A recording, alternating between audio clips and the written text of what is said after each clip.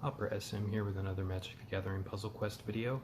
Today we're going to be talking about a Nissa World Waker Nissa 4 green conversion shell that works very well and can work on all the different nodes of Challenge of the Quartz Green with an adjustment of one card. So let's take a look. I think I've talked about this deck in the past. I like it a lot. It's kind of a go-to combo brainless deck that I can play, but it's based around Tome of the Guild Pact for 11 and artifact support. When the support is on the board, whenever you cast a colored spell, draw a card. And despite the fact that it says colored support, this card is still programmed, so whenever you play a colored spell, you get to draw a card. So it makes it kind of like a Rashman Legacy, which is nice. And then you have Activate 2, your colored mana bonuses are increased by 1 until end of turn, and we're doing a lot of green conversion. So those activated gems will often pop. Flower to convert 4 gems to green or white. For 3, backside can pump creatures, though we really never use it. Elvish Visionary, elf for 5 that converts 3 gems to green. It is an elf, so for the top node it can help meet that creature secondary. Animist Awakening for 5. This is just a great card from Origins that you all should hopefully have and use often, but it converts a green gem to a 1-turn countdown that will, on match, convert 5 gems to green, and then if there are 8 or more gems on the board, convert 5 gems to green. Also, if you've already made a match and then you pop this converted gem, it will convert before more gems are made and everything drops, so it can make you even more matches.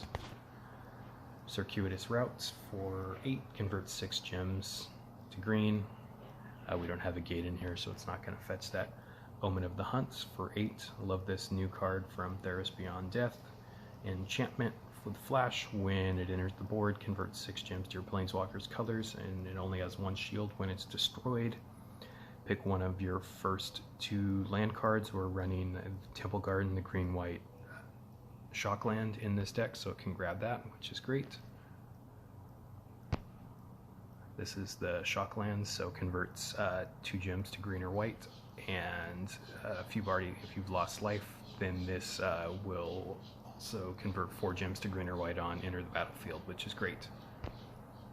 We have Death Sprout, which destroys a creature, and then it can fetch a land support, Temple Garden, and give it full mana, so it can act as further conversion later in the game, which is great. And then Leyline of Abundance. I really like this in a mono green shell from M20. Cost 10, has 3 shields. It's an enchantment. Whenever you convert 3 or more gems to green, which this deck does a bunch, gain 1 mana for each creature you control, then your creatures get +1/+1. So this is great. It's a way to get us some extra mana onto cards, like creatures we cast that, or other things we cast that won't necessarily convert and could get stuck in our hand. And then buffing all our creatures is huge, because this deck is looping for a long time, so it'll even turn measly 1/1s into pretty big creatures. And it also has this overflow ability, so if you draw it when you have 5, or get it into your hand, if you have 5 or more cards, you can exile it to bump up your green mana bonus, usually by 3 if we have everything on the board. So if you're looping and want to do that, you can. Sometimes it's right to just keep it in your hand to cast it and continue trying to cast stuff off of Tome of the Guild Pact. Last card that I have in here, just as an example right now, this is the slot that you can flex in the deck. I like the other 9 cards a lot, but just with 1 card you can meet a lot of objectives. But Lovestruck Beast could actually work for 3 of the 4 nodes on this event, because Lovestruck Beak is a beast for the top node, where you need to cast beasts, elves,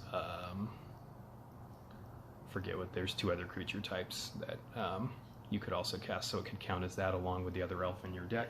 Also, for the left node, you need to cast 5 or more creatures with power 5 or greater. So this guy is 7 or greater. So he's a 7/7 for 9, which is a great rate, but this creature can't attack unless you control another creature with base power 1 or less. Well, we have Elvish Visionary, who's going to combo into the deck, which is a 1/1, and then we also get our forest tokens, which are 1/1, so him getting to attack is pretty trivial. So it's nice. It's a great rate, and if you're looking for objectives to cast really expensive cards, this works really well and can still attack, because we will have access to 2 other 1/1s in the deck. Technically, you can also cast the backside as well if you want to make some humans, though usually our slots we want to fill with the other cards, but it can absolutely work just to get 1/1s on the board too. And all right, so again, this deck could work for 3 of the 4 nodes, but the last card you can flex a lot. For the top node, I also sometimes like playing Arcane Assassin, because it's an elf for that secondary, but it can also serve as additional removal if you're worried about not having enough removal. Death Sprout's great, but this could give you an additional thing that could kill stuff on the ground. Giant Opportunity, I think, could actually slot into this deck super well for the food secondary on the right node, because you have to, I think, make 4 food and then, or 3 or 4 food and then gain 12 life.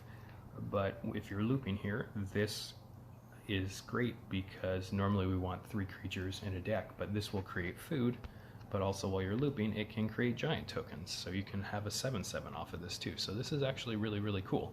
I need to play around more with this, and I might play with this with Gilded Goose as well, and play around with this loop a little more, see if I can get something fun going with that to make a lot of food. And then lastly, on the bottom node, Beanstalk Giant could be great. This is what I run in my stock version of this deck. It's just wonderful because the backside for 11, you can convert X gems to green to really hyper get this deck going. Real English, not me talk now. Yes, no, okay.